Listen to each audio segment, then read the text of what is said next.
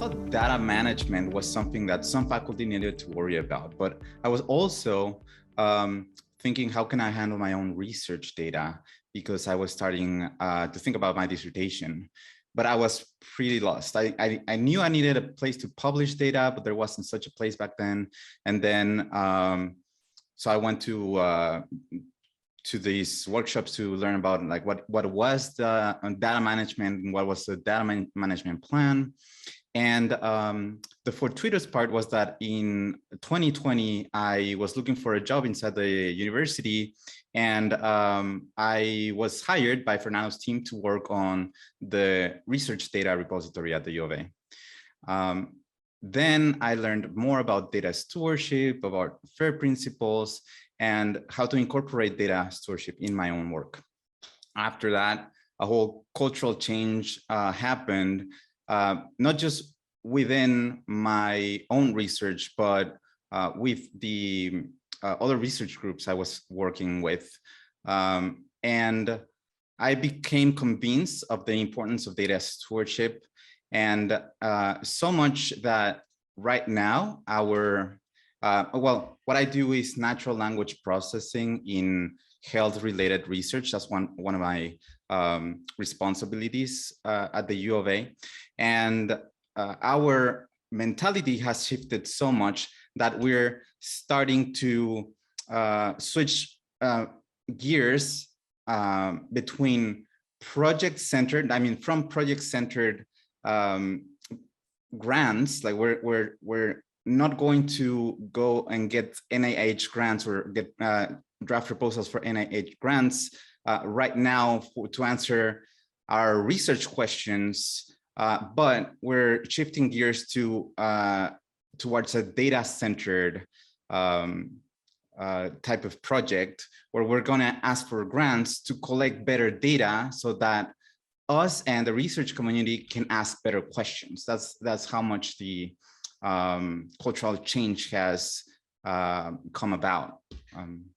Thanks to all of these work at the University of Arizona. I just want to give you an overview of how we crafted the data management plan that was our winning submission.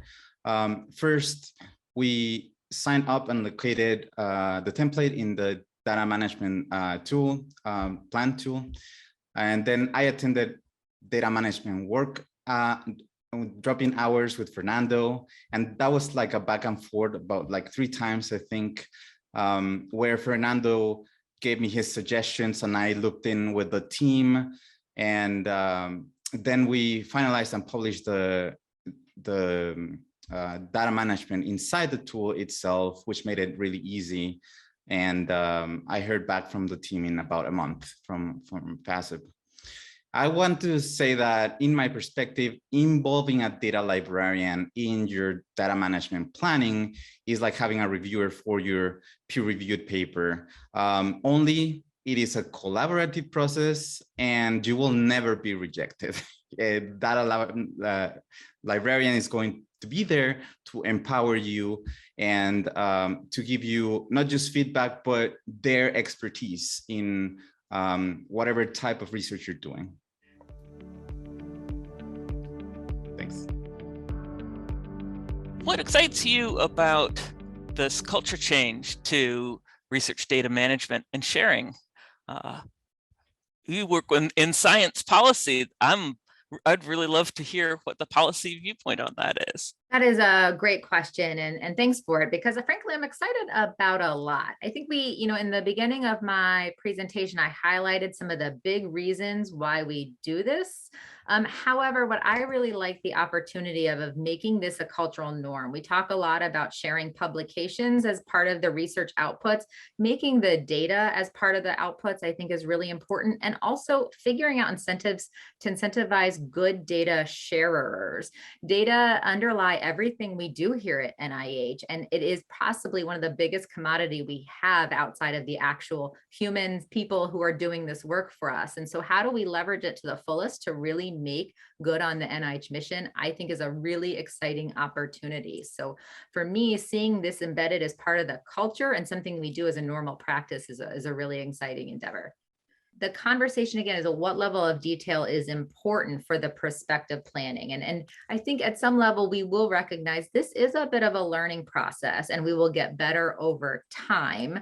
I think the other hope really is to start coalescing around how the community is thinking about their own data standards and metadata and working together to share information that, again, as we talked about the FAIR principles, that is not just sharing to check the box of sharing, but is making your data management sharing plan a actual practical roadmap for how you will manage and share your data. So it doesn't necessarily need to be perfectly aligned and consistent with everyone, but really be that plan that makes good sense, that provides the practical precautionary measures you'll be taking and how you find it and use it after it's been generated.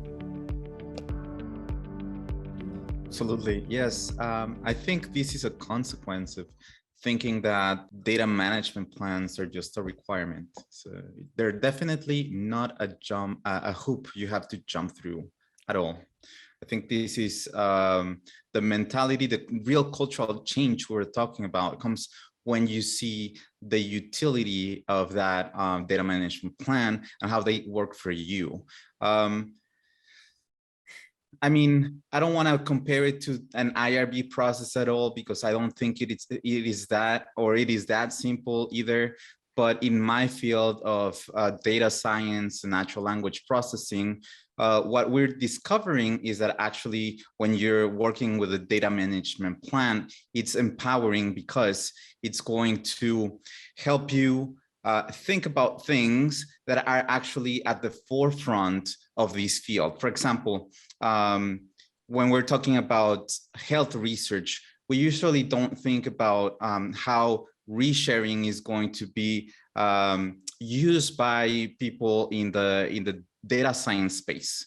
But there is a lot, and maybe I can share an image just in a moment.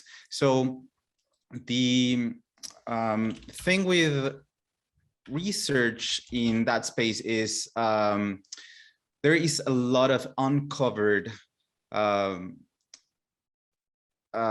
data that we usually don't make use of.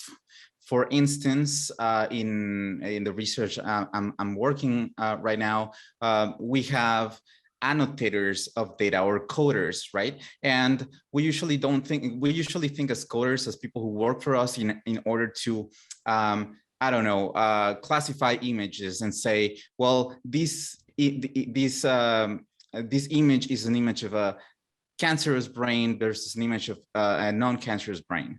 However, if we usually don't consent the people who do this coding for us.